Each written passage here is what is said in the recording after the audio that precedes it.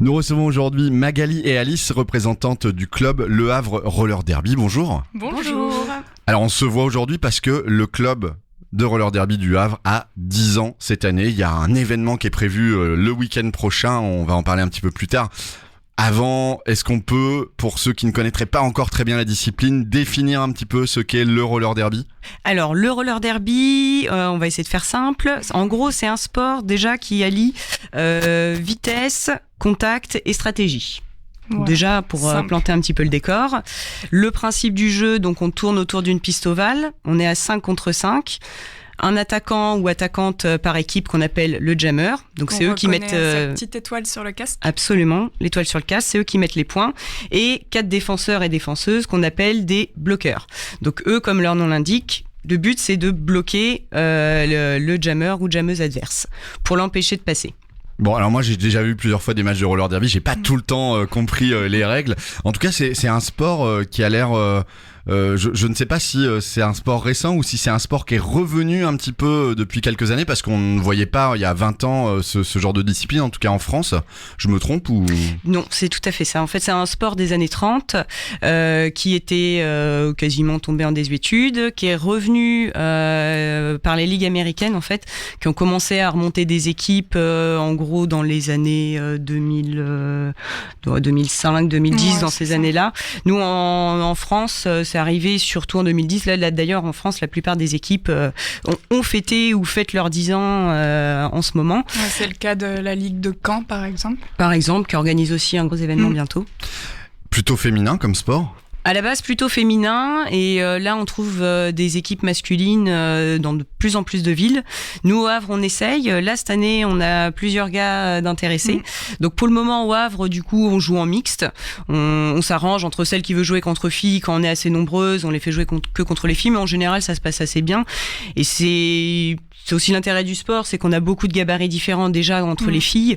Donc là, le fait d'avoir des garçons en plus, il y en a des grands, il y en a des tout petits, il y a des filles plus costaudes que certains garçons. Donc non, c'est plutôt sympa. Ouais, mais c'est vrai qu'historiquement, c'est un sport qui est principalement féminin et féministe en fait, mais qui porte des grosses valeurs d'inclusion, de diversité et qui s'est voulu un peu sport refuge pour tous les profils, quoi. Pour avoir vu des matchs, justement, peut-on catégoriser le roller derby comme un sport de combat ? Non, c'est un sport de contact. Parce que combat, on se met pas de coups, y a pas de coups de poing, pas de coups de boule, tout ça c'est interdit. Donc ça va être du contact à l'épaule, à la fesse. Je trouve qu'il y a quand même une certaine alors après on arrive vite, alors les contacts sont assez forts. Voilà. Ça le fait but mal, c'est de passer. mais c'est légal. D'accord, ok. C'est ça, faut plutôt voir ça. Comme je dis à l'entraînement, c'est vous allez à un concert de rock que vous kiffez à mort, vous êtes tout au bout et vous voulez arriver devant la scène. Bon bah vous jouez des épaules, on essaye de passer, de se faufiler, on pousse les gens, on fait du pogo. Bah là c'est pareil, sauf qu'on le fait en patin. Alors le club a 10 ans cette année, un événement est prévu ce week-end avec un super nom, la Moule Beat Party. Franchement. Bim, bim, bim. Alors c'est un lien avec le nom de l'équipe peut-être qui fait les matchs de roller derby. Je crois que c'est les Burning Muscles. Voilà. Exactement. Donc muscle qui veut dire moule en anglais. Voilà, pour le petit fruit de mer. nos auditeurs non anglophones. Alors c'est samedi.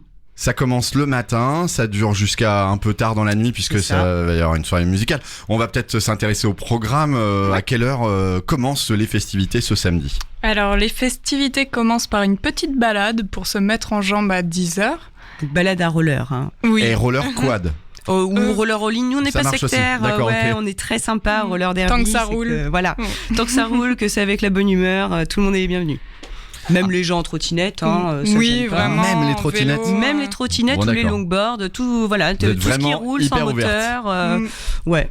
Allez, viens. Allez, venez, on va s'amuser. Donc 10h la balade. 10h balade. Pour se mettre un petit peu en voilà, ensemble. petit réveil musculaire. Voilà. Pour respirer le bon air du matin. Absolument. Ensuite, 11h, initiation, donc aussi bien pour les adultes que pour les enfants. Cette fois, c'est initiation roller quad. D'accord. On fait dans ce qu'on connaît. Et du coup, il y aura du prêt de matériel, il y aura un espace pour les initiations. Voilà, ça va durer 1h30 à peu près. Ceux qui ont déjà leur matériel et qui savent pas trop s'en servir, faut pas hésiter à venir. C'est l'occasion, c'est gratuit, c'est ouvert à tous. Hein. Encore une fois, très ouvert. Toujours. Donc initiation le matin et je crois que l'après-midi, place au match. Absolument. À partir de 14h, on aura un premier match de roller derby. Donc là, le premier match sera joué par ce qu'on appelle des fraîches. Donc c'est des joueurs et joueuses qui ont moins de 5 matchs derrière eux. Donc vraiment des gens plus débutants. Et ensuite, on aura un deuxième match, là avec des joueurs plus expérimentés. Pour assurer le spectacle et pour représenter la ligue. Est-ce qu'il y a des équipes d'autres villes qui viennent pour ces démonstrations ? Oui, justement, oui, c'est des matchs qu'on appelle en UB. Alors je vais le dire avec un magnifique accent anglais, Unnamed Beaches. Donc en fait, c'est des matchs où on fait appel à toutes les ligues pour venir créer des équipes, mais complètement mélangées. D'accord. Donc nous, par exemple, on va jouer avec des Rouennaises et des filles d'Amiens, je sais pas. Oui, il me semble que c'est mais ça doit pas être facile parce que du coup, j'imagine que quand on a une équipe, on a une stratégie, on se connaît et tout. Là, vous allez vous retrouver à jouer avec des joueuses que vous ne connaissez pas, donc ça va être. Alors c'est pas enrichissant par contre. Ouais, c'est ça, c'est très enrichissant parce que du coup, chacun amène son petit truc. Ah bah nous, dans notre équipe, on fait ci, nous, dans notre équipe, on fait ça. Et en général, vu que c'est des gens du même niveau, voilà, arrivé à un certain moment, on a tous chacun notre vision de jeu et autres, donc on arrive quand même à s'accorder. On connaît tous le but du jeu, donc on est censé faire tous la même chose. Donc même si on se connaît pas, on arrive quand même à faire des choses. Alors bon, il y a forcément des ratés, mais bon. C'est sympa quand même. Et ça permet de découvrir d'autres personnes. C'est potentiellement des adversaires que vous avez déjà rencontrés qui deviennent des coéquipières. Exactement. Voilà, c'est beau. C'est magnifique. Ça se fait toujours dans une super ambiance. Justement, le fait de faire ça, ça garantit une ambiance hyper détendue parce qu'il n'y a pas d'enjeu. Les gens viennent vraiment pour s'amuser, pour jouer, pour faire la fête après le match. Non, mais il n'y a pas d'enjeu de championnat, de qualification. Enfin voilà, ça permet de s'entraîner, d'apprendre des choses en plus, et puis de rencontrer des nouvelles personnes. Parce que c'est ça qui est sympa au derby aussi, c'est de rencontrer du monde. Là, on va avoir du monde d'Arras, de Lille, de Rouen, de Lens, d'un petit peu partout. Je ne sais plus si on l'a précisé, mais c'est Esplanade Nelson Mandela. Absolument. Donc la Catène, tout ça. Enfin voilà, pour Kate Southampton. Après cette grande journée sportive, une soirée détente. Absolument. On peut dire ça. Absolument. Après le sport, le réconfort. Donc on donne rendez-vous après à tout le monde au bar de la Colombe, qu'on remercie d'ailleurs infiniment de nous recevoir, parce que ça s'est fait un petit peu au dernier moment. Donc un gros merci à eux. Le but là, c'est soirée DJ avec les copains du Serpat Crew qui nous suivent depuis le début. Donc on a Jarwan et Incredible qui vont venir mixer tout ça. Donc à partir de 20h, tout le monde peut commencer à arriver.